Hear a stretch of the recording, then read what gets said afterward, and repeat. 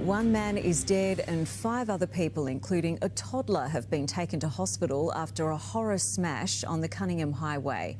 It comes after a nasty 24 hours on Queensland roads. Carnage on the Cunningham Highway. A 3-car crash leaving 1 man dead and first responders shocked that 5 others survived. There is a significant amount of damage to all the vehicles and at least 2 have rolled multiple times. 4 adults were rushed to Warwick Hospital, plus a toddler who was unharmed. A 3-year-old female in the vehicle in a child seat has been able to walk away uninjured. Police are trying to work out what happened. At this time, a focus of the investigation will be whether distraction was involved. G'day off trackers. As you can tell from that intro that I put on, it's going to be a bit of a different video. Unfortunately, Ash and I were involved in a crash. Cruiser's gone, so I'm making this video basically to fill everyone in on where we've been for the last couple of weeks, why there's been no videos, and as well why you're going to see a couple of videos still the Cruiser even though it is gone. So I do have some pre-filmed that I'll still put up because they'll install videos. But yeah, so a couple of weeks ago now, Ash and I were coming back from a camping trip. We did a little bit of filming, but that's all lost. Do have a couple of photos. We went out to Girraween National Park. Thanks Ash for filling me in. And we did a couple of bushwalks and stuff out there. It was basically going to be a nice relaxing weekend for us, not really too much YouTube filming. And on the way back, just after Warwick, we were involved in a head-on collision with a smaller car. Luckily for us, we were in the Cruiser. So we did actually manage to not get too much of the impact. I don't want to go into too much details, as it was quite gruesome. There was a fatality, unfortunately, and then the car behind us copped a fair bit of a whack as well. So the Cruiser is ridden off, so you won't be seeing that one anymore. As I mentioned, I have already filmed a couple of install videos. I've got one that's pretty much finished, so that'll be going up soon, and another one that I've still got to edit, and then there'll be all new content after that. But wanted to make this video, fill you guys in on where we've been, what happened. We're okay. A bit shaken up from it all. It'll take a fair while for the mental wounds to heal. Physical wounds, we actually, amazingly, I'll put up a photo of the car, or you would have seen in the thumbnail. It was totaled. We rolled 3 times and somehow managed to crawl out of the car. Everyone couldn't believe it. We were just lucky to have that Cruiser that was all steel, and the outer sort of steel bits seemed to get damaged, but the main frame of the car managed to stay really intact, and the inside of the car was untouched. Airbags didn't deploy, which was a bit freaky. You know, these aren't meant to be the safest cars, so maybe that's something Toyota needs to look at. Don't know, but it was a bit weird, and the police were a bit concerned with the fact that they didn't go off and were in a head-on collision at 100 kilometers an hour. On to some more positive news.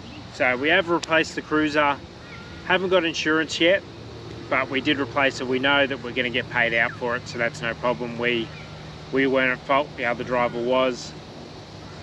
We're waiting to find out about our camping gear. Our policy is only $1,000 of personal effects, and QBE insurance calls personal effects anything that's actually attached to you, so your rings, necklaces, clothing, stuff like that. So camping gear, they're not really wanting to pay us out for it, which is stupid considering it's not going to be our insurance that's paying it.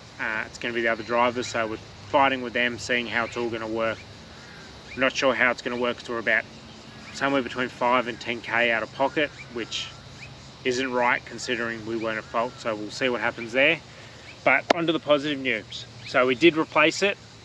Those of you that know me will know that I don't like doing things twice, getting the same thing. So Ash really wanted another charcoal Cruiser. I wanted something different.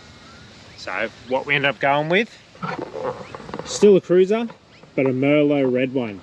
And any of those that have seen, these with a black tray look amazing. So that's exactly what we did. Went straight down to my train canopy place that I deal with, which is PT Canopies, and we've ordered a custom Australian made tray from them, which will look Mickey Mouse. Got the toolboxes that run up the side as well, so can't wait for that to come. That's going to completely change this car.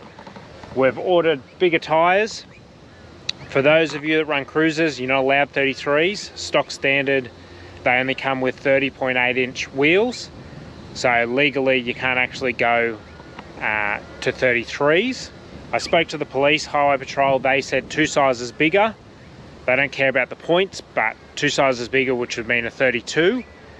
And then I also spoke to Queensland Transport, and their rule is the rolling diameter can't be bigger than 25 mil. So that means basically the surface that hits the road. So the way they work it out is the full diameter divided by 2 can't be bigger than 25 mil. So 275 is around the ballpark where you're allowed to go with 17s. 275, 70, 17 is what we've got coming. We went a Mickey Thompson because on the front of these there's a Mickey Thompson, they're really quiet. On the back is a BF Goodrich and they're shockingly loud. So we're actually going to give the Mickeys a go. Haven't tried those. The Nittos are impossible to get, so I unfortunately can't go another set of those. Car came stock standard with the original clear views, not the next gens that we had, but we're actually really liking the size of the top one compared to the next gen. The little bit smaller one with this second bit was a bit funny on your eyes while you're driving. Comes with scrub rails, side steps with the scrub rail down the side of it. Just a bull bar made by Toyota. The last one handled us really well, so we were happy with that. Got some X-ray spotties. They're actually, funny enough, from when I sold them, they were meant to be really good lights, but they're not very bright at all. We'll probably swap those down the track. Just has your standard snorkel on it, which we're swapping out to R-Max again.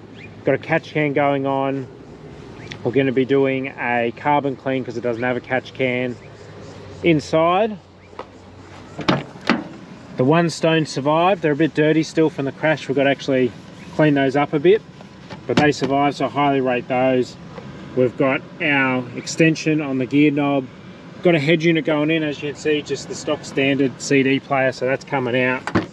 And we've already got the head unit here, which my four-wheel drive guy down at Opposlock's going to put in for me.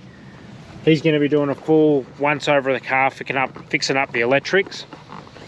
It does have on the rear Anderson plug and a dual battery. That dual battery, we're not happy with it being there. That's not how I'm going to run it.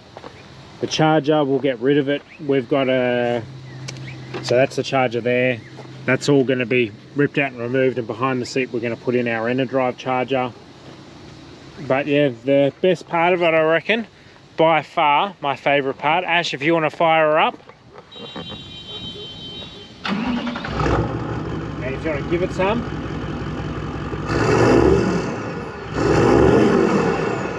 Come on, a bit more than that. That's why you buy a V8. So very happy with the Merlot Red, guys. Yeah, this will be the next build up, and I will have some videos from the old one that'll still go up, and then it'll start to change into this. We're going to take it down to Ormo tracks tomorrow and see how the cruisers actually go off road. But that'll do for this video. As always, thank you guys for all the support, liking, subscribing, commenting, and hopefully I'll see you in the coming weeks.